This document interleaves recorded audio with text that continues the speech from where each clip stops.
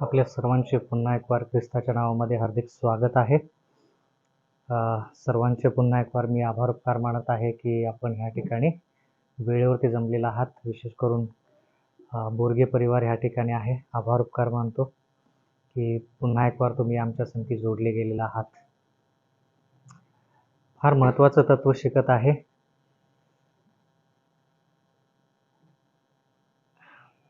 कधी कधी भावना ज्या आहेत त्या भावना व्यक्त करायला मला जमत नाही, पण देवाच्या वचनामध्ये जर लिहिलेलं असतं ना की देवाचं सत्य सांगण्यासाठी लोकांचे पाय धरायची जर वेळ आली तरी देखील पाय धरा, तर ते देखील मी केलं असतं. पण देवाचं वचन तसं काय आपल्याला सांगत नाही की एखाद्या व्यक्तीला आपण देव मानलं पाहिजे. आपण सर्वजण मनुष्य आहोत, आपण सर्वजण मानव आहोत, पण देवानं आपल्याला ही संधी दिलेली आहे. जेवढ्या तळमळीनं मला तुम्हाला देवाचं वचन सांगता येईल तेवढं मी सांगण्याचा प्रयत्न करत आहे. जेवढ्या तळमळीनं तुम्ही शिकाल तेवढं तुमच्या फायद्याचं आहे. पुन्हा एक वार सांगतो, जे तत्व आपण शिकत आहोत ते तत्व साधारण नाहीये. ते तत्व बहुतांश ख्रिस्ती लोकांना माहीत नाही. मग ते कोणत्याही मंडळीमधलं व्यक्ती तुम्ही घ्या. जसं आपण पुढे शिकत जाऊ तसं तुम्हाला कळेल की बाबा आम्ही हे सत्य आतापर्यंत का ऐकलं नाही. कारण की जे पाळक तुम्हाला शिकवतात, जे धर्मगुरू तुम्हाला शिकवतात, त्या धर्मगुरूंनाच हे सत्य माहीत नाही. म्हणून तळमळीनं सांगत आहे, प्रत्येक आठवडी आपण ह्या ठिकाणी येऊया आणि देवाच्या वचनाचा आपण अभ्यास करूया. त्यातील महान सेनाधीश परमेश्वर देवा,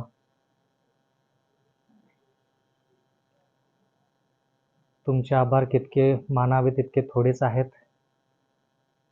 आम्ही तुम्हाला काही देऊ शकत नाही, पण आम्ही एवढं नक्कीच म्हणू शकतो की जे आयुष्य तुम्ही आम्हाला देव केलेलं आहे, त्या आयुष्यामध्ये आम्ही तुमच्या संगती प्रामाणिकपणे राहावं, तुमच्या आज्ञेत राहावं, तुमच्या इच्छानुसार चालावं. म्हणून आम्ही आज निर्णय घेत आहोत की आमचं जे आयुष्य आहे ते तुमच्या अधीन स्वाधीन आम्ही करत आहोत.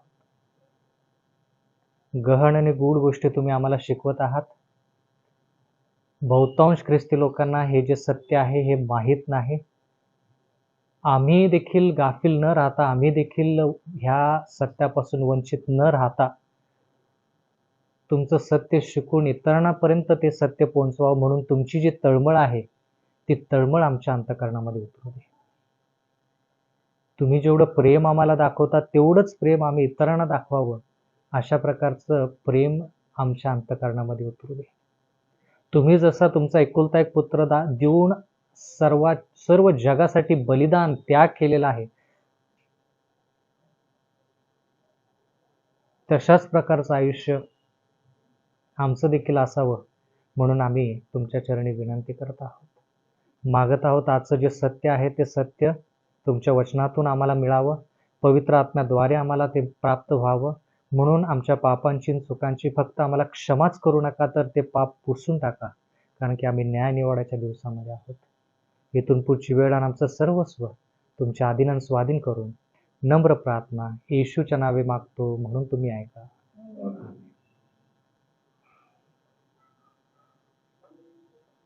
तर हे चित्र जे तुमच्या समोर उभं आहे, ह्या चित्राचा अभ्यास करत असताना आपण 3 मंदिराविषयी विचार केला. वचनासहित मला 3 मंदिरं कोणती ती कृपा करून सांगा. वचन जर माहीत नसेल तर कृपा करून उत्तर देऊ नका. वचन माहीत असेल तर ते 3 मंदिरं वचनामध्ये आपण कोणकोणते शिकलो ते कृपा करून सांगा. वचनाला आधारित ह्या ठिकाणी आलं की वचन, तुम्हाला उत्तर किती माहीत आहे हा प्रश्न नसून देवाचं वचन तुम्हाला किती माहीत आहे हा मूळ मुद्दा आहे. तुमचं उत्तर जे आहे ते देवाच्या वचनातून आलं पाहिजे.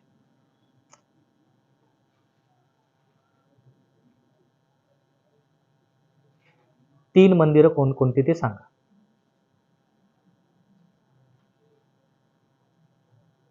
3 मंदिरं शिकलो का? मागच्या आठवड्यात आपण 3 मंदिरं शिकलो का? होय की नाही ते पहिलं सांगा. हा बर. किती जणांचं लक्ष होतं? मागच्या आठवडी 3 मंदिरं शिकलो आपण. कोणकोणते ते 3 मंदिरं? 3 मंदिरं, वेगवेगळी मंदिरं आहेत ती. उत्तर हे वचनातून सांगायचं. वचनातून सांगायचं. पहिले करंथीकरास पत्र याचा 3रा अध्याय 16 वचन. हा, पहिले करंथीकरास पत्र याचा 3रा अध्याय 16 वचन. तुम्ही काय तर बोलला?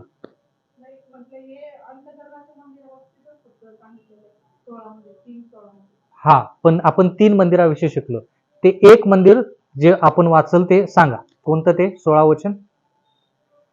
तुम्ही देवाचे मंदिर आहात. हा, आणि तुम्हामध्ये देवाचा आत्मा वसतो. हो. हे तुम्हाला ठाऊक नाही काय? बर, म्हणजे मंदिराचा विचार करत असताना, कोणतंही मंदिर तुम्ही विचार करत असताना तुम्ही तुमच्या शरीराला विसरून चालता कामा नये.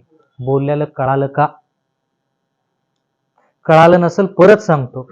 तुम्ही कोणत्याही मंदिराचा विचार करत असताना, देवाच्या मंदिराचा विचार करत असताना तुम्ही तुमचं शरीर हे मंदिर आहे हे विसरून चालणार नाही.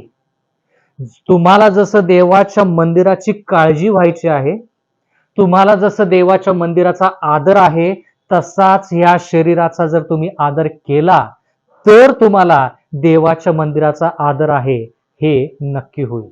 बर, मंदिर नंबर 1. मंदिर नंबर 2.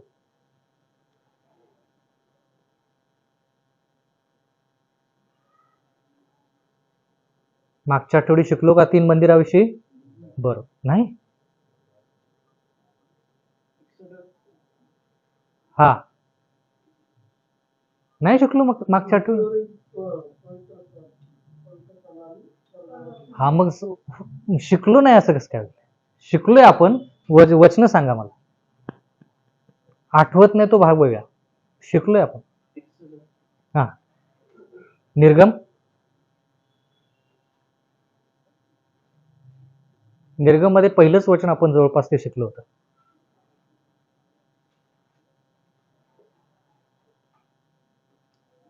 निर्गम 25:8 पण चालेल.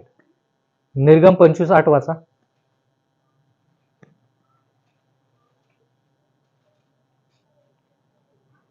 निर्गम 25:8. मी त्यांच्यामध्ये निवास करावा. मी त्यांच्यामध्ये निवास करावा. हा, म्हणून त्यांनी माझ्यासाठी एक पवित्र स्थान तयार करावे. माझ्यासाठी एक पवित्र स्थान तयार करावे. मग ते पवित्र स्थान कुठं तयार करायचं? आपण जाऊन स्वर्गामध्ये? कुठं? पृथ्वीवरती. बर, पृथ्वीवरती. मग ते पवित्र स्थान बांधायला कुणी कोणाला सांगितलं? देवाने मोशेला सांगितलं, आणि मोशेनं इतर लोकांना सांगितलं की देव आपल्यामध्ये येऊन वस्ती करू इच्छितो. आता ह्या पवित्र स्थानाचा विचार करत असताना ह्या मंदिराचा विचार करणं गरजेचं आहे. देव तुमच्यामध्ये माझ्यामध्ये येऊन निवास करू इच्छितो. तुमच्यामध्ये माझ्यामध्ये म्हणजे आपल्या शरीरामध्ये निवास करू इच्छितो. शरीरामध्ये कुठं निवास करू इच्छितो? अंतःकरणामध्ये. तर मग ह्या पवित्र स्थानाचा विचार करत असताना ह्या मंदिराचा विचार करायचा. ह्या मंदिराचा विचार करत असताना ह्या पण मंदिराचा विचार करायचा. मंदिर नंबर 3 कोणतं? वचन वचन वचन वचन वचन.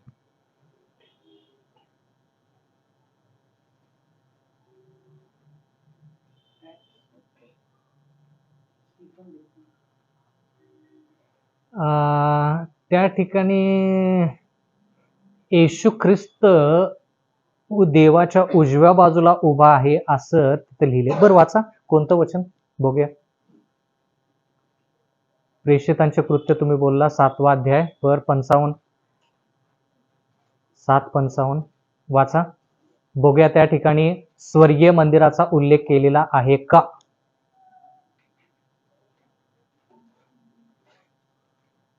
परंतु पवित्र आत्म्याने पूर्ण होऊन त्याने आकाशाकडे निरखून पाहिले. हा, तेव्हा देवाचे तेज देवाच्या उजवीकडे येशू उभा असलेला त्यांच्या दृष्टीस पडला.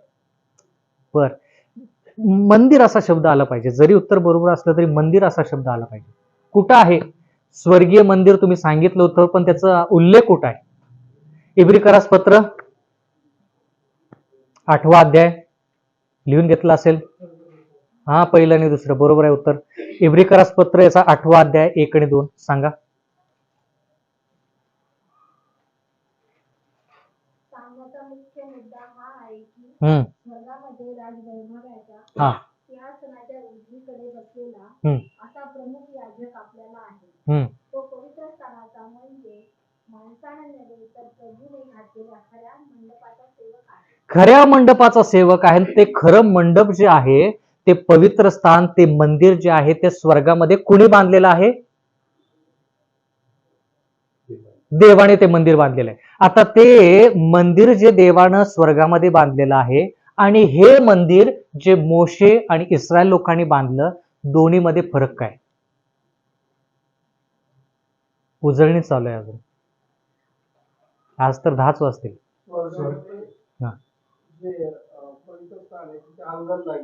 हा, स्वर्गामध्ये जे देवाचं मंदिर आहे त्याच्यामध्ये हे दर्शन मंडप किंवा अंगण जे आहे तो भाग नाहीये. का? कारण की अंगणाचा भाग जो आहे तो भूस्थल म्हणजे थोडक्यात पृथ्वी हे दर्शवतं. म्हणून पृथ्वीची गोष्ट जी आहे ती स्वर्गामध्ये नाही. स्वर्गामध्ये फक्त काय आहे? पवित्र स्थान आणि त्याच्यानंतर पडद्याच्या पुढे महापवित्र स्थान किंवा परमपवित्र स्थान. कळालं? बर, उजळणी करतोय. ह्या पवित्र स्थानामध्ये ज्या वस्तू तुम्हाला पाहायला मिळाल्या, वेदी, बळीची वेदी, अर्पणाची वेदी, घंगाळ, भाकरीचा मेज, दीपवृक्ष किंवा दिवट, धूपवेदी किंवा साक्षीपट, या सर्व गोष्टी ज्या आहेत त्या लोकांनी बनवल्या. पण एकच अशी गोष्ट आहे जी देवाने सांगितली की तुम्ही ती बनवायची नाही, ती गोष्ट मी बनवेन. 10 आज्ञा. साक्षीपट लोकांनी बनवला, पण 10 आज्ञा ज्या आहेत त्या 10 आज्ञा मोशेला लिहायला सांगितल्या नाहीत. देव म्हणाला मी स्वतः लिहीन, फक्त त्या आज्ञा आतमध्ये ठेवायच्या. म्हणजे थोडक्यात ह्या पवित्र स्थानामध्ये सर्व गोष्टी मनुष्यानं जरी केल्या असल्या तर 10 आज्ञा देवाने स्वतःच्या बोटाने लिहिल्यात. हे वचन कुठं आहे? कृपा करून सांगा. निर्गम 31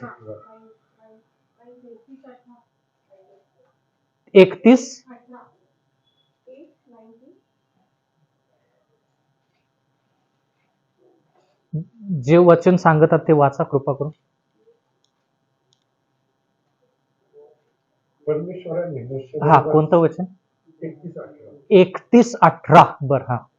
परमेश्वराने मोशे बरोबर हा. सिनाई पर्वतावर हा. हे सर्व भाषण केल्यावर हा. आपल्या बोटाने दिलेले पाषाणाचे 2 साक्षीपट त्याला दिले. बर, 31:18 मध्ये ते साक्षीपट जे देवानं 10 आज्ञा स्वतःच्या हाताने, इंग्रजी भाषेमध्ये फिंगर म्हणजे बोट असा शब्द लिहिलाय, मराठीमध्ये हात का लिहिले मला माहित नाही, पण देवाच्या हाताने त्या 10 आज्ञा लिहिल्या गेल्या. मग मोशे कुठं होता त्यावेळेस? पर्वतावरती. किती दिवस? 40 दिवस 40 रात्र. मग ते 40 दिवस 40 रात्र लोकांनी त्यांच्या पुढाऱ्याला पाहिलं नाही, म्हणून लोकांनी काय केलं? खाली सोन्याचं एक वासरू तयार केलं. कुणी तयार केलं? आरोन आणि त्याच्या लोकांनी ते वासरू तयार केलं आणि लोकांना सांगितलं की हा तुमचा देव आहे जो तुमच्या पुढे चालणार आहे. मग मोशे तिथून खाली येतो आणि खाली आल्यानंतर तो पाहतो की त्या ठिकाणी जल्लोष सुरू आहे आणि त्या ठिकाणी तो पाहतो की सोन्यानं मडवलेलं ते वासरू आहे. त्यावेळेस मोशे काय करतो? त्या दगडी पाट्या फेकून देतो आणि त्या दगडी पाट्या काय होतात? फुटून जातात. मग देव त्या ठिकाणीच थांबतो का? देव काय करतो? त्या 10 आज्ञांचं 10 आज्ञा तिथं नष्ट झाल्या का? नाही. मग काय करतो देव? परत एकदा त्या 10 आज्ञा लिहितो. कुठं लिहिलं हे?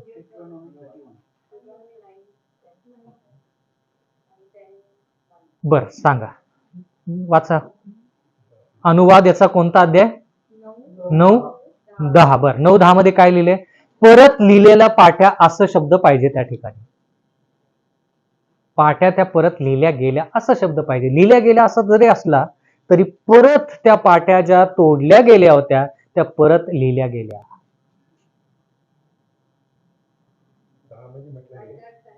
हा. हा, वाचा वाचा वाचा. Deuteronomy 10:1 अनुवादमध्ये हा, अनुवाद याचा 10वा अध्याय पहिलं वचन वाचा मराठीमधून. त्या समयी परमेश्वर मला म्हणाला, हा पहिल्या पाट्या सारख्या हा. 2 दगडी पाट्या घडी बर आणि त्या घेऊन माझ्याकडे पर्वतावर ये. बर लाकडाचा एक कोशी तयार कर. हम्म मग तू फोडून टाकलेल्या पहिल्या पाट्यावर हम्म जी वचनं होती हम्म ती मी त्या पाट्यांवर लिहिली. बर. आता ज्या पाट्या मोशेनं तोडल्या किंवा फोडल्या त्याच्यानंतर देव म्हणाला की तशाच पाट्यांवरती मी परत काय लिहिणार आहे, माझ्या हाताने 10 आज्ञा लिहिणार आहे. तर 10 आज्ञा यांची पातळी काय हे आपल्याला कळेल. जेवढा देव कायमस्वरूपी आहे तेवढ्या 10 आज्ञा कायमस्वरूपी आहेत. जेवढं देवाचं सिंहासन जेवढं अटळ किंवा अढळ ढळणार नाही असं जे सिंहासन आहे ना, तसं सिंहासन 10 आज्ञेच आहे. आता जरा लक्ष द्या. 10 आज्ञा कुठं आहेत? तिथे महापवित्र स्थानामध्ये आहेत. 10 आज्ञा कोशामध्ये आहेत आणि ह्या पेटीवरती असं झाकण आहे, त्याला म्हणायचं दयेचं आसन. त्या दयेच्या आसनावरती देव आहे. म्हणून ह्या ठिकाणी तुम्हाला उजेड दिसतो ना, त्या ठिकाणी देवाचं अस्तित्व आहे. 2 करूब जे आहेत, जे स्वर्गदूत आहेत, करूब जे आहेत त्यांच्यामध्ये देवाचं अस्तित्व तुम्हाला पाहायला मिळतं. पण ते दयेचं आसन जे आहे ते दयेच्या आसनावरती देव आहे. दयेच्या आसनाच्या खाली 10 आज्ञा आहेत. म्हणजे देवाचं जे सिंहासन आहे, देवाचं जे सरकार आहे, देवाचं जे शासन आहे ते 10 आज्ञेच्यावर आधारित आहे. खुर्चीवरती ज्यावेळेस तुम्ही बसता तर खुर्ची तुमचा आधारस्तंभ असतं नाही का. खुर्ची काढलं तर तुम्हाला आधारस्तंभ नाही. तसं देवाचं सिंहासन कशावरती आधारित आहे? 10 आज्ञांवरती आधारित आहे. म्हणून देव म्हणाला की माझं सिंहासन जे आहे ते कोणी मनुष्यानं लिहायचं नाही, ते सिंहासनाच्या ज्या आज्ञा आहेत त्या मी स्वतः लिहितो. म्हणून त्या दगडी पाट्यांवरती कोरल्या गेलेल्या आहेत. पण मोशेच्या आज्ञा ज्या आहेत त्या कुठे लिहिल्या गेल्या? पुस्तकावरती लिहिण्यात आल्या. मी मागच्या आठवड्यात तुम्हाला सांगितलं की पुस्तकावर लिहिलेल्या गोष्टी काय होतात, ते पुस्तक तुटून जातं, फुटून म्हणजे ते नष्ट होतं. पण दगडी पाट्या ज्या आहेत त्यावरच्या गोष्टी नष्ट होत नाहीत. दगडी वस्तू किती जणांकडे आहेत तुमच्याकडे? दगडी वस्तू, दगडावरती काय तर कोरला असेल वगैरे काय काय, दगडी वस्तू किती जणांकडे आहेत? काय आहे? पाटा वरवंटा. आणखी काय? जात. बर. आणखी काय दगडी वस्तू? अच्छा, तुमच्या दगडावरती लिहिल्यात का त्या? बर, दगडावरती लिहिलेल्या 10 आज्ञा त्यांच्या आहेत. कृपा करून पुढच्या आठवडे जर जमलं तर कृपा करून आम्हाला दाखवा. बर. तर ह्या सर्व गोष्टी ज्या आहेत त्या देवानं स्वतः लिहिलेल्या आहेत. आता जरा लक्ष द्या. जसं आपण देवाच्या वचनामध्ये पाहत आहोत की देवानं ह्या सर्व गोष्टी आपल्याला याच्यासाठी दिल्यात जेणेकरून आपण त्या सर्व गोष्टीला काय केलं पाहिजे? त्याचा विचार केला पाहिजे. मग प्रश्न हा आहे, जर तुम्ही आणि मी म्हणतो, काय म्हणतो की येशू ख्रिस्त वधस्तंभावरती तुमच्यासाठी माझ्यासाठी त्यानं प्राण दिले, तर बहुतांश ख्रिस्ती लोकांना हेच माहित आहे की वधस्तंभावरती तुम्हाला तारण मिळतं, जे 100% खोट आहे. वधस्तंभावरती काय झालं ते योहान, बाप्तिस्मा देणारा योहान, त्याला पण कळालं. आणि जुन्या करारातील जे याजक लोक आहेत आणि इस्रायल लोक आहेत त्यांना पण कळालं की वधस्तंभावरती काय होतं. आता वधस्तंभावरती काय होतं हे जर शिकायचं तर आपण कृपा करून लेवियाचा 4था अध्याय 5 आणि 6 वचन शिकूया. लेवियाचा 4था अध्याय 5 आणि 6.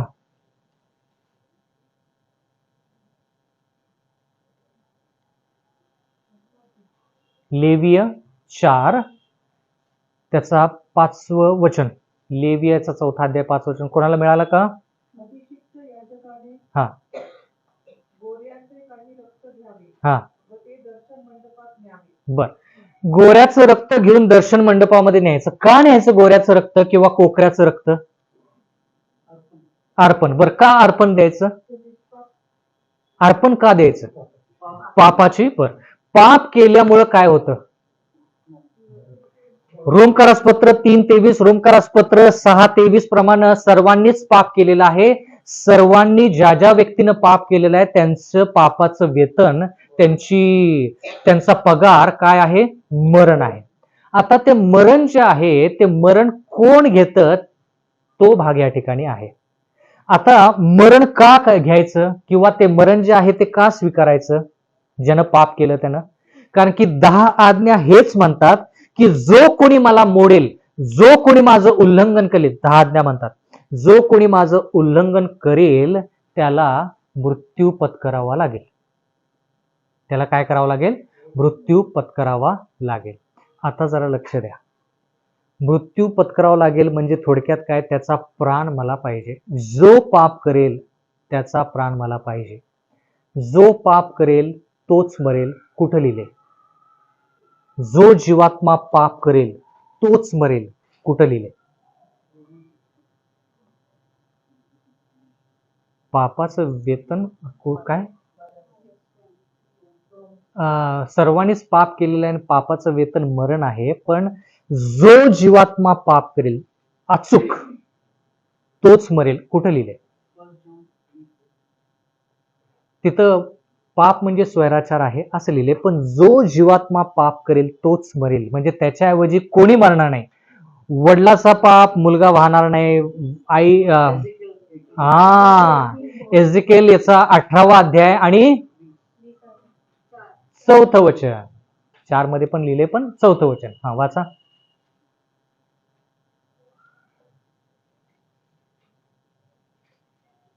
वाचा एझेकिएल 18:4. उजळणीच चालू आहे. पहा, सर्व जीव माझा आहे. हा, बापाचा जीव तसा पुत्राचा जीवही माझा आहे. बर. जो जीवात्मा पाप करीतो हा. तो मरेल. जो जीवात्मा पाप करेल तोच मरेल. आता कल्पना करा, ह्या चित्राकडे तुम्ही आपण लक्ष देऊया. हा जीवात्मा आहे. कल्पना करा की हा जीवात्मा किंवा हा व्यक्ती आहे, त्यानं जर पाप केलं. कोणतं पाप? पाप म्हणजे काय? 10 आज्ञामधली एखादा आज्ञा मोडली तर त्याला पाप म्हणतात. बाकीच्या गोष्टीला पाप म्हणत नाहीत. उदाहरण मी दिलं होतं. चुकी काय आणि पाप काय? काय उदाहरण दिलं होतं? 7 वाजता जर मी संदेश इथं सुरू करायचा आणि मी 7:10 संदेश सुरू करतो तर त्याला पाप म्हणत नाहीत, त्याला चुकी म्हणतात. बोलायला कळालं का? पण 10 आज्ञेमध्ये एखादी आज्ञा जर मी मोडली, 10 आज्ञा कुठे लिहिलेत? जेकब तुम्ही सांगा, 10 आज्ञा कुठे लिहिलेत? Where are the 10 commandments return?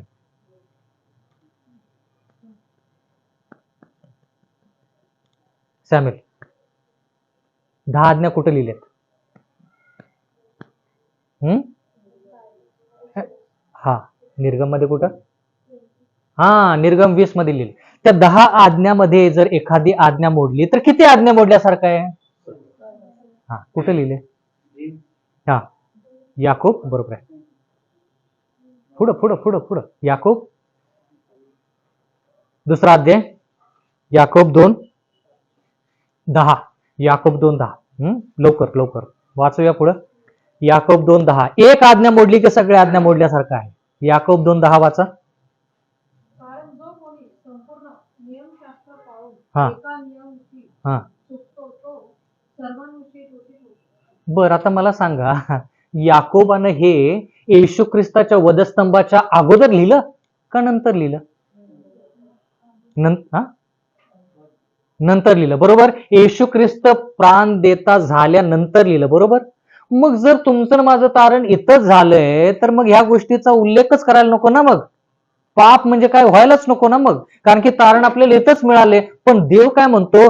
जरी येशू ख्रिस्त इथं मरण पावला तरी देखील जर तुम्ही पाप केलं तर देवाचं वचन म्हणतं की एक आज्ञा मोडली की सगळ्या आज्ञा मोडल्यासारखं आहे. लोक काय म्हणतात? येशू ख्रिस्ताने वधस्तंभावरती आज्ञा रद्द केल्या. नाही रद्द केल्या. याकोबाचं पुस्तक वाचा. रोमकारासपत्रेचा 13वा अध्याय, बरोबर असेल बहुतेक. रोमकारासपत्रेचा 13वा अध्याय 8वं वचन.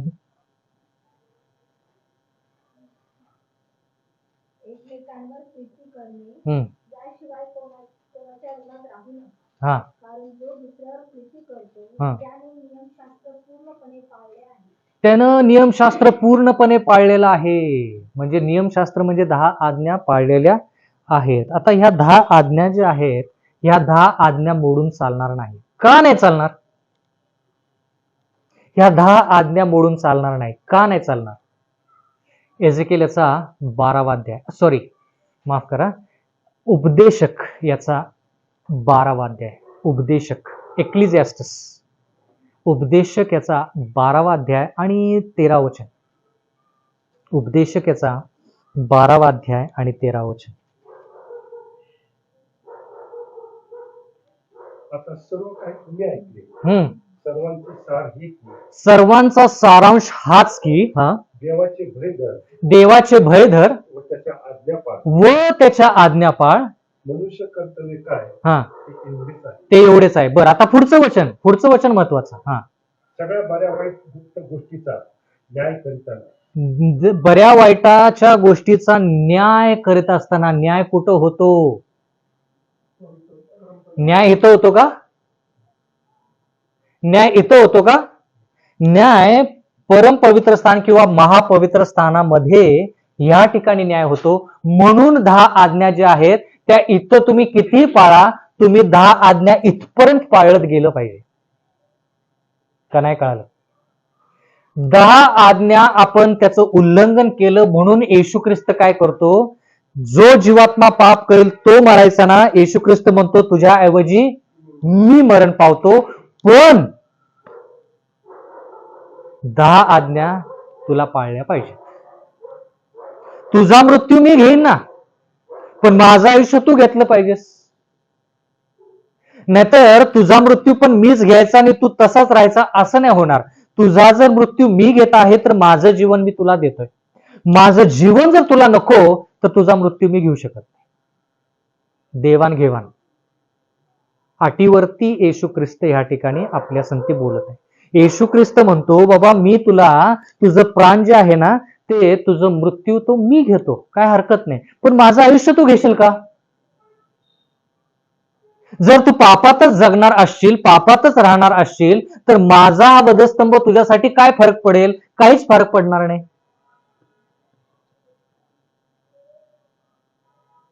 म्हणून तारण जे आहे ते देव जरी काय म्हणतात बिना अटीचं प्रेम जरी करत असला तरी देखील तारण जे आहे ते अटीवरतीच आहे. प्रेम जे आहे ते बिना अटीचं आहे. म्हणजे काय की बाबा देव सगळ्यांवरती प्रेम करतो. तुम्ही किती देवाच्या विरोधात जा, देव सगळ्यांवरती प्रेम करतो. पण देव म्हणतो की जर सार्वकालिक जीवन पाहिजे तर अट आहे. देव म्हणतो की माझ्या प्रेमासाठी काय अट नाही. देव म्हणतो माझ्या प्रेमासाठी काय अट नाही, पण जर तुला तारण पाहिजे तर ते अटीवरती आहे. कारण की का? न्याय निवाडा म्हणजे त्या ठिकाणी पडताळणी होईल की त्या व्यक्तीनं आज्ञा पालन केलं आहे का नाही. आता ज्या वेळेस उपदेशक पुस्तक लिहिलं गेलं, कोणी लिहिलं? कोणी लिहिलं? शलमोन राजानं लिहिलं, बरोबर. त्यावेळेस न्याय निवडा सुरू होता का? शलमोन राजा म्हणजे येशू ख्रिस्ताच्या वधस्तंभाच्या नंतर का अगोदर? अगोदर. मग त्यानं न्याय निवडाविषयी का लिहिलं? त्यानं न्याय निवडाविषयी त्यानं उल्लेख का करावा? तो फक्त म्हणू शकला असताना येशू ख्रिस्त येईल, तुमच्या पापासाठी मरण पावेल आणि तुम्हाला स्वर्गाचं राज्य मिळेल. शलमोन राजा जो सर्वात हुशार होता तो देखील म्हणतो की ज्या गोष्टी तुम्ही वाईट बोलता, चांगल्या बोलता, सगळ्याचा न्याय निवाडा केला जाईल. कोणतं आहे ते वचन? 14वं का? 14वं वचन परत एकदा वाचा. सगळ्या बऱ्या वाईट गुप्त गोष्टीचा. सगळ्या बऱ्या वाईट आणि गुप्त गोष्टी म्हणजे तुमच्या नजरेसमोर आल्या नसतील, लोकांच्या समोर आल्या नसतील. गुप्त म्हणजे काय? जे आपण अंतःकरणामध्ये आहोत, जे पाप आपण अंतःकरणामध्ये करतो ते लोकांना माहित नाही, त्या गुप्त गोष्टी देखील पुढे न्याय करीताना हा देव सगळ्या कृत्यांची झाडाझडती घेईल. न्याय करत असताना म्हणजे न्याय निवाडा होत असताना त्याच्याविषयी आपण पुढे शिकणार आहोत. देव म्हणेल की बाबा त्यांनी 10 आज्ञा पाळल्या का? कशा पाळल्या? म्हणून म्हटलं की न्याय निवाडा हित ठरतं तुम्हाला सार्वकालिक जीवन मिळेल का नाही. इथं नाही. तुम्हाला सार्वकालिक जीवन मिळेल का नाही ते इथं ठरत नाही, इथं ठरतं. म्हणून येशू ख्रिस्त काय म्हणतो, सत्य जीवन व मार्ग मीच आहे. मार्ग इथं संपलेला नाही ना, मार्ग पुढेपर्यंत आहे ना. येशू ख्रिस्त इथंच थांबला का? येशू ख्रिस्त इथून स्वर्गरोहण झाला, कुठे गेला? पवित्र स्थानामध्ये गेला. इथं येशू ख्रिस्त इथं आहे, म्हणजे इथं गेला. म्हणून येशू ख्रिस्त जिथं जिथं जाईल ना तिथं पोहोचायचं आपल्याला. कारण की येशू ख्रिस्तचा मार्ग जो आहे तो इथपर्यंत नाही, याच्या पण पुढे आहे. म्हणून तो म्हणतो सत्य इथपर्यंत आहे, इथपर्यंत नाही. मार्ग इथपर्यंत आहे, इथपर्यंत नाही. जीवन इथपर्यंत आहे, इथपर्यंत नाही. इथं नाहीये तारण, इथं मिळत नाही. लोकांना वाटतं की इथं यायचं, पापाची क्षमा मागायची, तारण मिळालं. कुणी सांगितलं? गंगा कशाविषयी सांगता आपल्याला? गंगा बाप्तिस्मा झाला म्हणजे तारण मिळतं का? बाप्तिस्मानंतर पाप केलं तर काय होईल? परत लग्न, परत साखरपुडा, परत ते कोकरू घ्यायचं, परत जायचं, त्याच्यावरती काय करायची? पापाची कबुली करायची. कुठे लिहिले हे? कुठे लिहिले? लेविय 4 अध्याय 27 वचन. लेविय 4:27. 26 पासून वाचूया. सॉरी 27 वाचा. लेविय 4:27. परमेश्वराने निषिद्ध हा ठरवलेले एखादे कृत्य चुकून केल्यामुळे हा पाप घडून सामान्य लोकांपैकी कोणी दोषी ठरला आणि त्याने केलेले पाप त्याला कळून आले, तर त्याने त्या पापाबद्दल अर्पण करण्यासाठी एक दोषहीन बकरी आणावी. त्याने त्या पापबलीच्या डोक्यावर आपला हात ठेवावा आणि होमबली. बर, ठीक आहे. इथपर्यंत बरोबर वाचलं तुम्ही, उपकार मानतो. तर आता हा जो पापी आहे तो पापी काय करतो? कोकरा घेतो, कारण की त्यानं पाप केलेलं आहे. म्हणजे काय केलं? 10 आज्ञामधली एक आज्ञा मोडली की 10 आज्ञा मोडल्या. मग तो कोकरू घेतो, इथं जातो आतमध्ये आणि त्याच्या डोक्यावरती पापाची कबुली करतो. पापाची कबुली केल्यानंतर तेच कोकरू ज्याच्यावरती पापाची कबुली केलेली आहे ते कोकरू वेदीवरती ठेवायचं आणि त्यानं काय करायचं? ते कोकरू वधायचं. कुणी वधायचं? कधी कधी याजक वधायचा, ते वेगळं अर्पण आहे ते. पण हे जे पापाचं अर्पण जे आहे ना, हे पाप जे आहे ना केलेलं, त्यानं ते कोकरू वधायचं. कुठं कोकरू वधायचं? इथं. पापाची कबुली झाली की ते कोकरू घ्यायचं आणि ते कोकरू वधायचं. आता ते कोकरू का वधायचं? कारण की जो पापी आहे त्याला सांगण्यात आलेलं आहे की बाबा तुझ्याऐवजी आता कोण मरण पावेल? कोकरू मरण पावेल. आता ते कोकऱ्याचं रक्त आहे ना, कोकरू वधलं की ते रक्त बाहेर येईल, बरोबर ना? मग ते कोकऱ्याचं रक्त का? तो याजक तिथं लिहिले, पुढे वाचा. त्याने त्या पापबलीच्या डोक्यावर आपला हात ठेवावा आणि होमबलीचा वध करताना त्या ठिकाणी त्याचा वध करावा. पुढे. मग याजकाने त्याचे थोडे रक्त बोटाने घेऊन ते होमवेदीच्या शिंगांना लावावे व बाकीचे सर्व रक्त होमवेदीच्या पायथ्यावर ओतावे आणि शार्पणाच्या यज्ञ पशूच्या चरबीप्रमाणे याची ही सर्व चरबी वेगळी काढून घ्यावी व ती परमेश्वराप्रीत्यर्थ सुवासिक हव्य म्हणून याजकाने तिला वेदीवर होम करावा. बर, आता ह्या ठिकाणी बर ठीक आहे, उपकार मान. इथं लिहिलंय की याजकाने ते रक्त घ्यायचं. आता कोकरू वधल्यामुळे काय होतं ते आपण जरा पाहूया. लेवियाचा 17वा अध्याय, लेवियाचा 17वा अध्याय आणि 11 वचन. कोकरू जे आहे ते कोकरू वधल्यानंतर रक्त जे आहे ते रक्त काय कशाला दर्शवतं? लेविय 17:11. शरीराचे जीवन तर रक्तात असते, शरीराचं जीवन रक्तात असते. म्हणजे थोडक्यात काय की त्या कोकऱ्याला वधलं की थोडक्यात देवाचं वचन म्हणतं की त्याचा जीव जो आहे तो कशात असतो? रक्तात. म्हणून वैद्यकीय क्षेत्रामध्ये तुम्हाला पाहायला मिळेल, जर तुम्हाला शरीर जर व्यवस्थित पाहिजे तर तुमचं रक्त तपासलं जातं. रक्तामध्ये कळतं की तुमच्यामध्ये किती साखर आहे. रक्तामध्ये आणखी काय कळतं? हा हा रक्तामध्ये रोगराई म्हणजे काय काय कळतं रक्तामध्ये? शुगर आणि काय? कोलेस्ट्रॉल, चरबी, हा आणखी हा म्हणजे रक्ताच्या पेशी, आणखी काय रक्तात कळतं? बरं ठीक आहे. आणखी काय? बरोबर. मग आता रक्तात का त्या गोष्टी आहेत? कारण की देवाचं वचन म्हणतं की कोकऱ्याचा जीव जो आहे ना तो रक्तात आहे, मांसात लिहिलेलं नाही. का ते कोकऱ्याचं रक्त घ्यायचं? कारण की येशू ख्रिस्त तुमच्यासाठी आणि माझ्यासाठी इथं रक्त वाहणार आहे, म्हणजे त्याचं जीवन पण रक्तात आहे. जसं तुमचं माझं आयुष्य जीवन जे आहे, जीव जो आहे तो रक्तात आहे, येशू ख्रिस्ताचा जीव पण रक्तात आहे. त्यानं रक्त सांडलं, त्यानं रक्त वाहिलं म्हणजे त्यानं त्याचं जीवन वाहिलं. नाहीतर इथं त्या कोकऱ्याला वधायची काही गरज नाही ना. पापच द्यायचंय ना कोकऱ्यावरती, मग पापाची कबुली करायची, त्याच्या डोक्यावरती हात ठेवून निघून जायचं. कशाला ते कोकरू वधायचं? नाही, त्या कोकऱ्याचा जीव कुठं आहे? मांसावरती नाहीये, रक्तात आहे. म्हणून त्याचं रक्त पाहिजे. रक्त पाहिजे तर ते कोकरू वधायचं. आणि कुणी वधायचं ते कोकरू? ज्यानं पाप केलंय त्यानं ते कोकरू वधायचं. आणि ते कोकरू वधत असताना तो मनुष्य इकडं तिकडं बघायचा का? कुठं बघायचा तो? कोकऱ्याकडे बघायचा. आणि ते कोकरू जे आहे ते तडफडताना त्या व्यक्तीनं ते बघायचं आहे. असं देवाच्या वचनामध्ये आपण पाहत आहोत की ते कोकरू वधत असताना तो व्यक्ती त्या कोकऱ्याकडे बघायचा की बाबा माझ्यामुळं हे निष्पाप कोकरू जे आहे त्याचं बलिदान होणार आहे.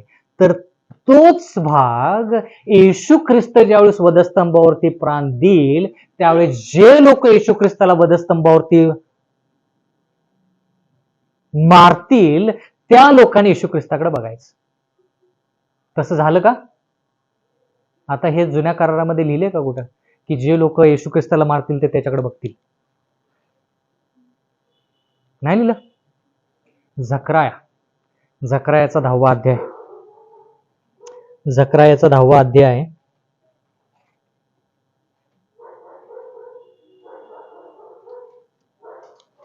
12वा अध्याय, माफ करा, झकरायाचा 12वा अध्याय आणि 10वं वचन.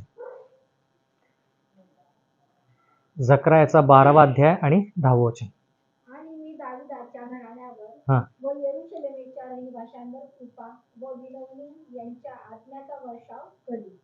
आणि ज्या मला त्यांनी विधले हा ज्यांनी मला विधले त्या माझ्याकडे ते पाहतील. हा ज्यांनी मला विधले, ज्यांनी मला ते भोकसलं किंवा ज्यांनी मला त्या भाल्यानं प्रहार केला किंवा माझ्यावरती ज्यांनी प्रहार केला ते लोक मला पाहतील. मग कोणी कोणी येशू ख्रिस्ताला पाहिलं? वधस्तंभावरती पाहिलं का लोकांनी? हा शिष्य. बर ठीक आहे. आणखी कोणी पाहिलं? हा कोण कोण होते ते? बरोबर आहे, रोमी सैन्याने पाहिलं. आणखी कोणी? मरियानं पाहिलं. आणखी कोणी? बर त्यातला एक व्यक्ती म्हणाला खरोखरच हा देवाचा पुत्र आहे. कोण म्हणाला?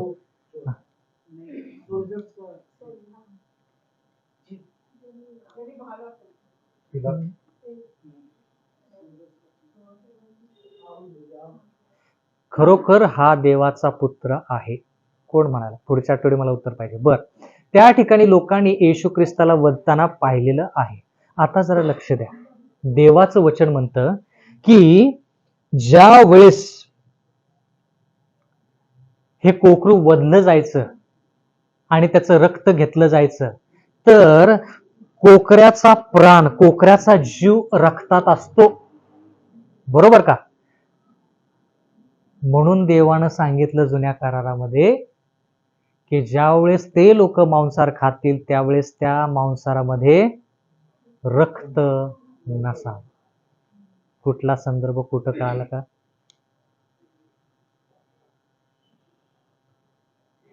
आणखी काय नसावं जेवणामध्ये, मांसाहारामध्ये? चरबी नसावी. पण ख्रिस्ती लोकांना हे कधी कळणार? म्हणून म्हटलं की हे शिकलं की सगळं शिकल्यासारखं होतं. मग तिथं आरोग्य आलं, तिथं तुमचं राहणीमान आलं, तिथं तुम्ही कोणता पेशा करायचा ते आलं, तुम्ही कोणासंती विवाह करायचा हे आलं, सगळं येतं याच्यामध्ये. सगळं सगळं जेवढं तुम्ही शिकला ना आतापर्यंत सगळं ह्याच्यामध्ये मी पूर्ण करून दाखवू शकतो तुम्हाला वचनातून. आता जरा लक्ष द्या. देवाचं वचन म्हणतं की ते कोकऱ्याचं रक्त का गरजेचं आहे. इब्रिकरास पत्र याचा 9वा अध्याय. इब्रिकरास पत्र याचा 9वा अध्याय.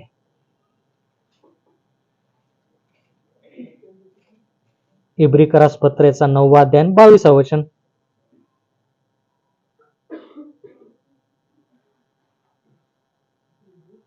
नियमशास्त्राप्रमाणे रक्ताने बहुतेक सर्व काही शुद्ध होते आणि रक्त ओतल्या वाचून पाप क्षमा होत नाही. रक्त ओतल्या वाचून पापाची क्षमा होत नाही.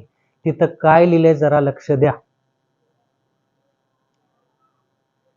रक्त वाहिल्याशिवाय पापाची क्षमा होत नाही. पापाची क्षमा होणं वेगळं आणि पाप पुसून टाकणं वेगळं. आता जरा एक वचन वाचूया परत इकडे येऊया. प्रेषितांचे कृत्य 3रा अध्याय 19वा वचन. प्रेषितांचे कृत्य ऍक्ट्स चॅप्टर 3 वर्स 19.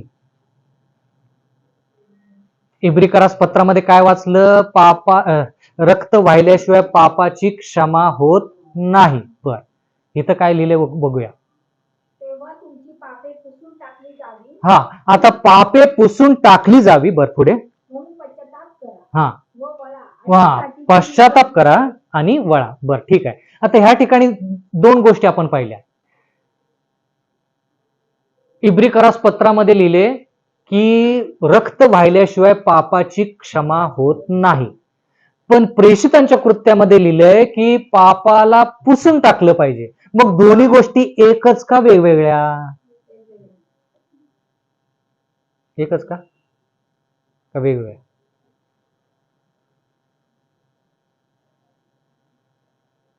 पापाची क्षमा आणि पाप पुसून टाकणे. Forgiveness of sin and blotting out of sin, are those two same or different?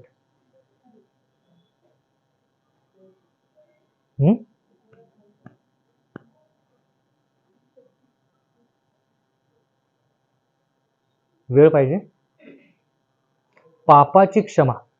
पापाची क्षमा कोकराचं अर्पण केल्यानंतर रक्त वाहते. तिथे पापाची क्षमा मागितली जाते. आणि मला वाटतं तिथं पाप पुसून टाकणे म्हणजे पश्चाताप यांचं पश्चाताप करा वळा. पश्चाताप करा आणि वळा. मग काय होईल? परत एकदा वाचा. बरोबर आहे वचन. परत एकदा वाचा. तुमची पापे पुसून टाकली जावी. तुमची पापे पुसून टाकली जावीत म्हणून पश्चाताप करा आणि काय करा? वळा.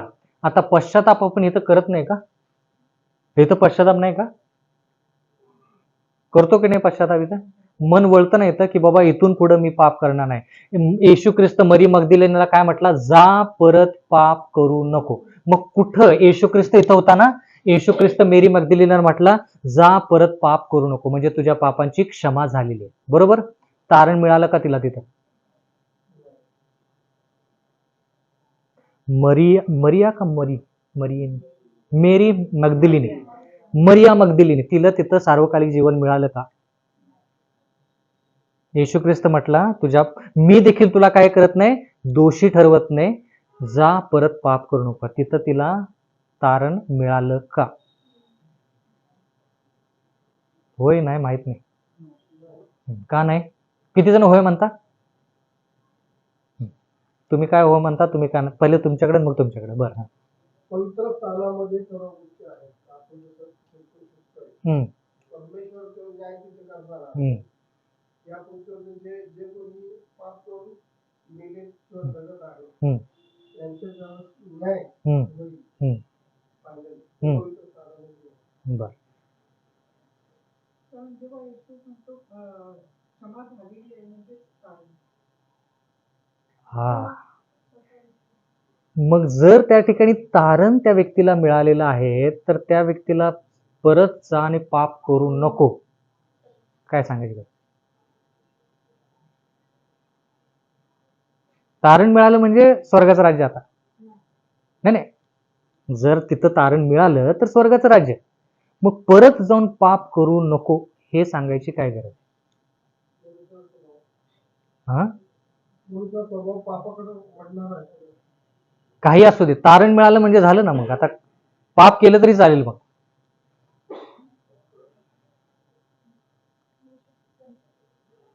आदाम असू दे, आदाम असू दे, मोशे असू दे, पाऊल असू दे, किंवा तुम्ही आणि मी असू दे, जोपर्यंत न्याय निवडा होत नाही तोपर्यंत ठरत नाही कोणाला स्वर्गाचं राज्य आहे आणि कोणाला स्वर्गाचं राज्य आहे. आणखीन एक उदाहरण जर स्पष्ट झालेलं नसेल तर आणखीन एक उदाहरण, योहानेचा 5वा अध्याय. त्या ठिकाणी 38 वर्षाचा दुखणेकरी व्यक्ती आहे. योहानेचा 5वा अध्याय आणि 5 वचन वाचा आणि मग पुढे जाऊया. योहान 5:5.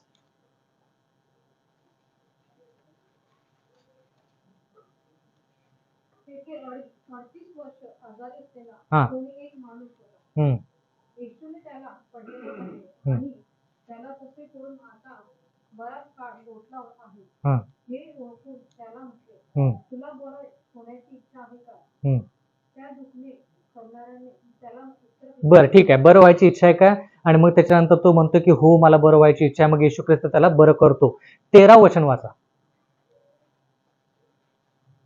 तो कोण आहे हे त्या भरलेल्या माणसाला ठाऊक नव्हते, कारण त्या ठिकाणी लोक समुदाय असल्यामुळे येशू निसटून गेला होता. 13 वचन, 14 वचन. बरं, हा. त्यानंतर तो मंदिरात येशूला भेटला. तेव्हा तो त्याला म्हणाला, हा. पहा तू बरा झाला आहे. हा. आतापासून पाप करू नको. हा. करशील तर तुझे पूर्वपेक्षा अधिक वाईट होईल. मग ज्यावेळेस पापाची क्षमा झाली त्यावेळेसच त्याला मग सार्वकालिक जीवन पाहिजे. मग येशू ख्रिस्त परत का म्हणतो बाबा आता तू काय केलेलं आहेस, तुला पापाची क्षमा झालेली आहे, परत जाऊन पाप करू नकोस, नाहीतर काय होईल, याच्यापेक्षा अगोदरपेक्षा तुझी वाईट परिस्थिती होईल. म्हणजे थोडक्यात काय, वधस्तंभावरती फक्त पाप तुमच्यापासून वेगळं केलं जातं, तिथं तुम्हाला पूर्णपणे सार्वकालिक जीवन मिळत नाही.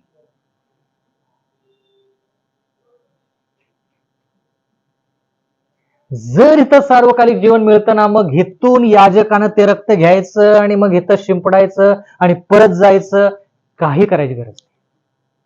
किंवा याजकानं इथं 7वा महिना 10व्या दिवशी या ठिकाणी यायचं आणि मग न्याय निवाडा करायची काहीच गरज नाही. इथंच तारण मिळालं, न्याय निवाडा कशाला पाहिजे मग, जर तारण मिळालेलंच आहे तर. म्हणून तारणाचा जो मार्ग आहे ना, परत एकदा मी म्हणतोय, तारण म्हणजे सार्वकालिक जीवन जे आहे ते इथं संपत नाही, इथं संपत नाही. तुम्हाला जोपर्यंत न्याय निवाडामधून तुम्ही पार होत नाही तोपर्यंत ठरवलं जात नाही की कोणाला सार्वकालिक जीवन आणि कोणाला सार्वकालिक जीवन नाही.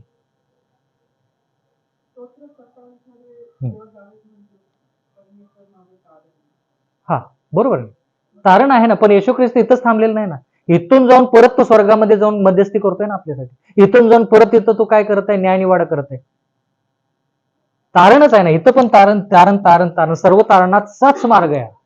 तारणाचा मार्गच आहे हा, पण इथं संपत नाही तारणाचा मार्ग.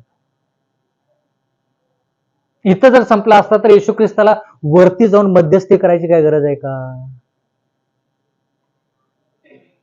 म्हणून म्हटलं की ख्रिस्ती लोक बहुतांश जे आहेत इथपर्यंतच पोहोचलेले, कारण की शिकवलेच इथपर्यंत. इथपर्यंत यायचं मग लगेच बाप्तिस्मा झाला की हा झाला बाप्तिस्मा झाला, तो व्यक्ती ना त्याचा बाप्तिस्मा. अरे पुढं काय, हा मुद्दा आहे.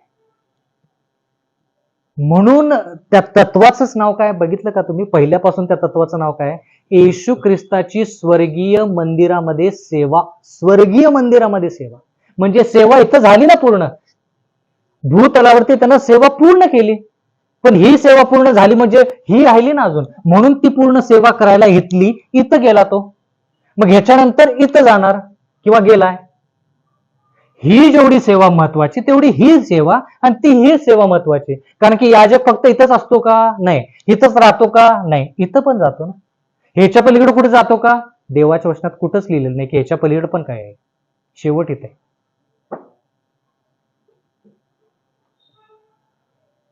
म्हणून देवाचं वचन म्हणतं की तुम्हाला आणि मला जर तारण प्राप्ती पाहिजे तर फक्त एक वेळेस आपण पापाची कबुली केली ना आपल्याला पवित्रता मिळाली म्हणजे आपण तिथून पुढे कायमस्वरूपी पवित्र नाही. निर्णय आपल्याला प्रत्येक दिवशी घ्यावा लागतो की बाबा देवानं मला क्षमा तर केलेली आहे पण मी पवित्र राहिलो पाहिजे, पवित्र राहिलो पाहिजे. म्हणजे हा व्यक्ती जो परत जातो ना तो म्हणतो की बाबा माझं पाप काढून घेतलंय. कोणाला हे कळालं? बाप्तिस्मा देणारा योहान. काय म्हणतो तो? योहान 1:29 मध्ये हा पहा, वाचा 1:29. हा 29:1 योहान, सॉरी 1:29, माफ करा. दुसऱ्या दिवशी हा. येशूला आपल्याकडे येताना पाहून तो हा. म्हणाला, हा. हा पहा, हा. जगाचे पाप हरण करणारा देवाचा कोकरा. जगाचे पाप हरण करणारा देवाचा कोकरा. म्हणजे त्या ठिकाणी फक्त पापाचं हरण करायचंय म्हणजे काय? पाप काढून घ्यायचंय तुमच्यापासून, वेगळं करायचंय. पाप वेगळं झालं म्हणजे इथं तुम्ही पोहोचत नाही लगेच. पाप फक्त इथं वेगळं होतं. तुम्हाला सार्वकालिक जीवन जर पाहिजे तर न्याय निवाडा पार केला पाहिजे. मग तो आदाम असू दे किंवा शेवटचं लेकरू असू दे, जे या भूतालावरती जन्माले, सगळ्यांचा न्याय निवाडा होईल. तेच शलमोन राजा म्हणतो, तुम्ही जे काय करता, बोलता, तुमचे विचार, माझे विचार, गुप्त पाप जे आहे ते सगळं न्याय निवाड्यामध्ये बाहेर पडेल. न्याय निवाड्यामध्ये, इथं नाही.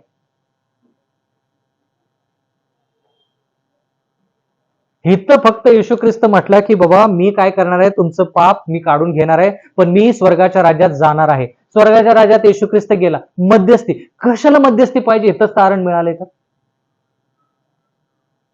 मध्यस्थी कशासाठी? तारण मिळालं ना आपल्याला, इथं सार्वकालिक जीवन मिळालं नाही तर मग इथं मध्यस्थी कशासाठी?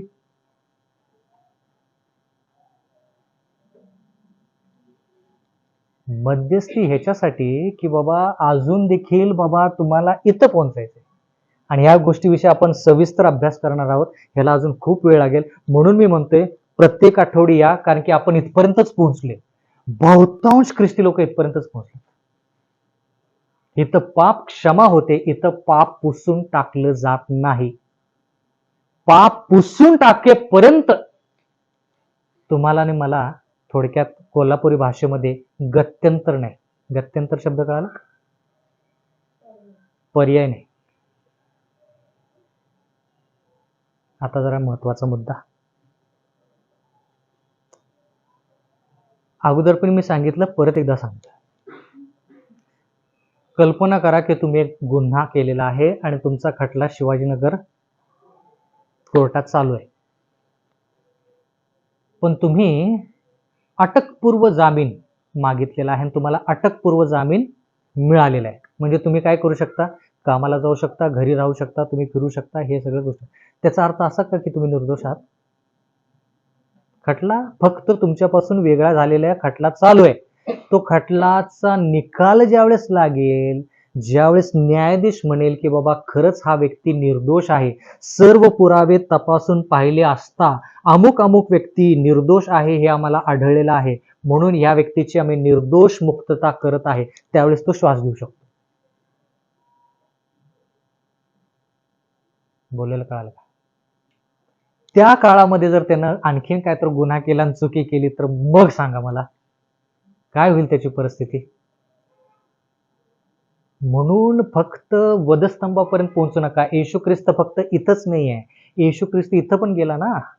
मग येशू ख्रिस्ताच्या संगती जायचं. जिथं येशू ख्रिस्त तिथं आपण जायचं. आता जरा आणखीन एक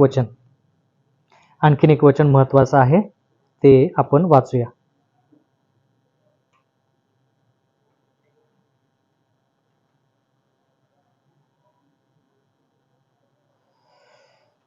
प्रकटीकरण 14:4.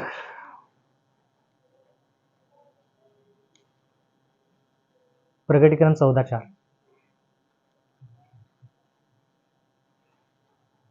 फक्त पापाची क्षमा मागून चालणार नाही. पापाची क्षमा मागून चालणार नाही. एक मिनिट, सर्वांना मिळालं का? प्रेषित, सॉरी, प्रगटीकरण 14:4 मिळालं सर्वांना?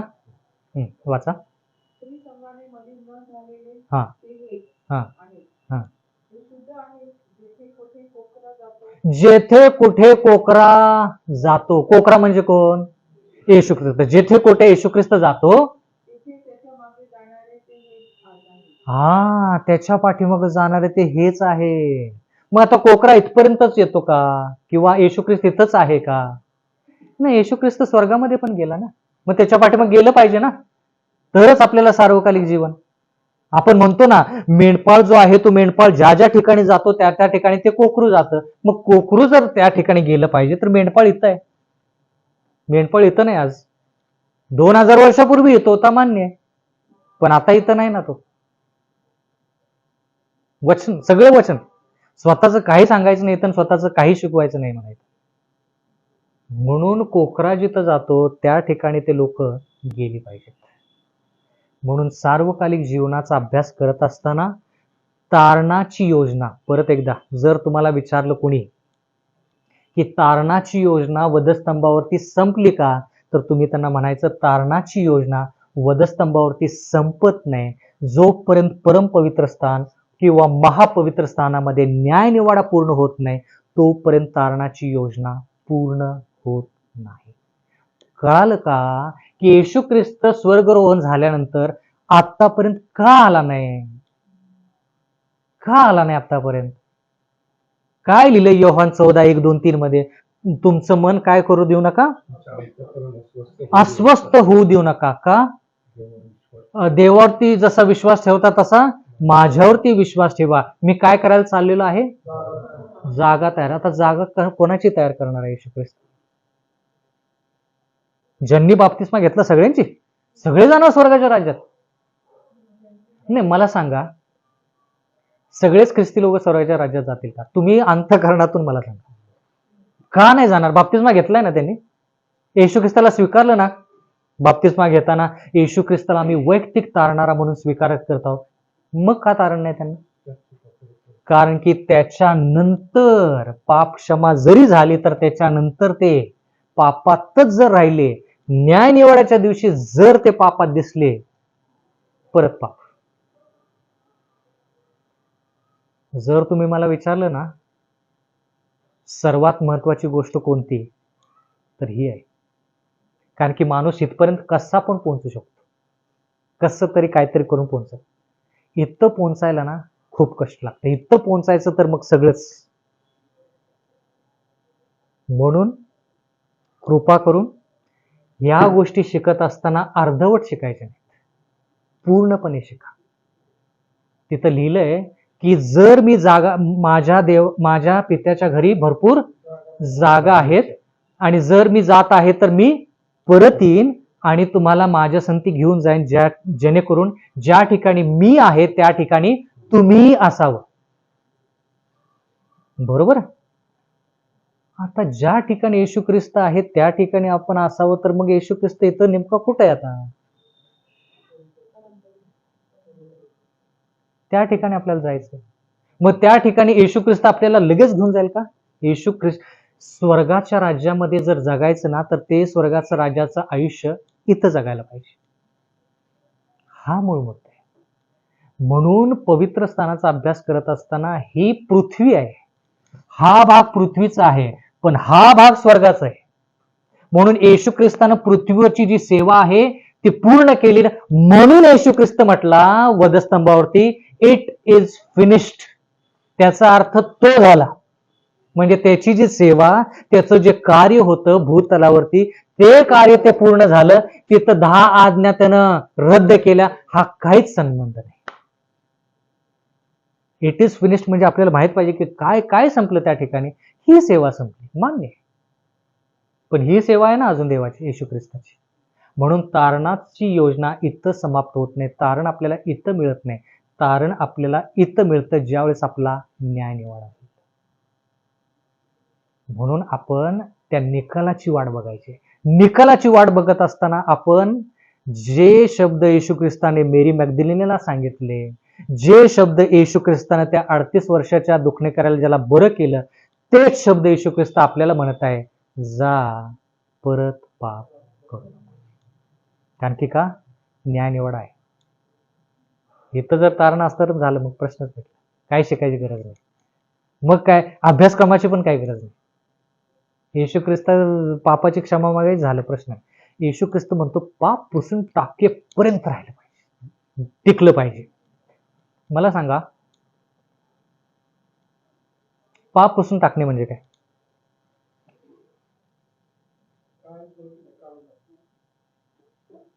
पाप पुसून टाकणे म्हणजे काय? पुसून टाकायचं, कुठून पुसून टाकायचं? इथून, जीवनी पुस्तकातून. बरं, आणखी कुठून?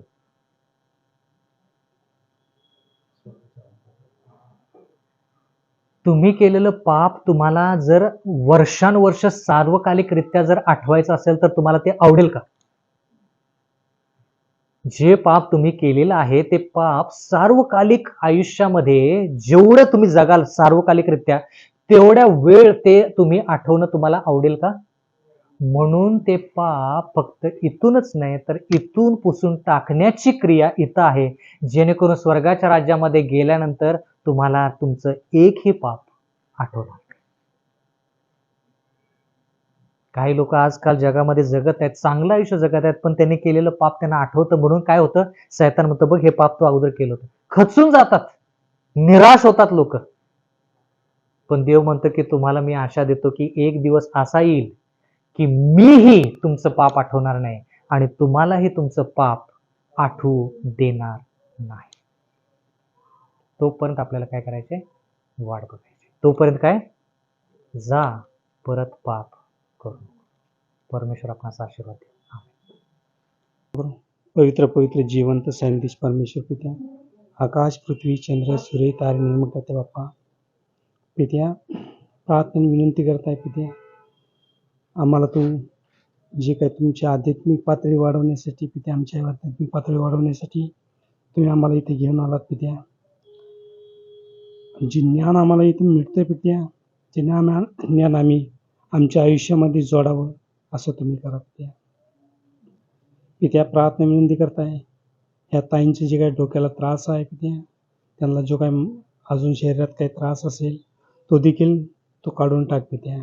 त्यानंतर दुसरे ज्या ताई आहेत पित्या, त्यांचा देखील मणक्याला जो काही त्रास आहे पित्या तो देखील काढून टाका, त्यांना स्पर्श करा. तसेच पित्या ते शिवानी जे बहीण आहे, शिवानंद जे भाऊ आहेत पित्या, त्यांची जी काही तपासणी होणार आहे, जे तपासणी करत असताना पित्या त्यांना जे काही शरीरामध्ये व्याधी असतील पित्या, ते रिपोर्ट येणारे पूर्णपणे नील दे पित्या, आणि त्यांना तुमची प्रीती अनुग्रह असा कळून दे पित्या. आणि त्यांनी पुन्हा इथे येऊन तुमची साक्ष अशी द्यावी असं तुम्ही करा पित्या. पित्या या ठिकाणावरती जे सर्वजण ह्या ठिकाणी गुडघे टेकून तुमचा अनुग्रह घेत आहेत पित्या, त्या प्रत्येकांवरती इथून पुढं तुमचा आशीर्वाद असून द्या. येणार जो पुढचा आठवडा आहे पित्या, तो आम्ही तुमच्यामध्ये पवित्रपणे घालवावा आणि पवित्रपणे जावं असं तुम्ही करा. जे येणारे संकट आहेत पित्या, त्या संकटावरती आम्ही मात करावी. आम्हाला तो आमचे नेत्र उघडा पित्या. जे काय होईल ते माझ्या नसून तुमच्या इच्छेप्रमाणे होऊ द्या. ही छोटीशी लहान नम्र विनंती धन्य तारणारा प्रभू येशू ख्रिस्त यांच्या प्रियाने गोड नावे मागतो म्हणून तुम्ही ऐका. आमेन.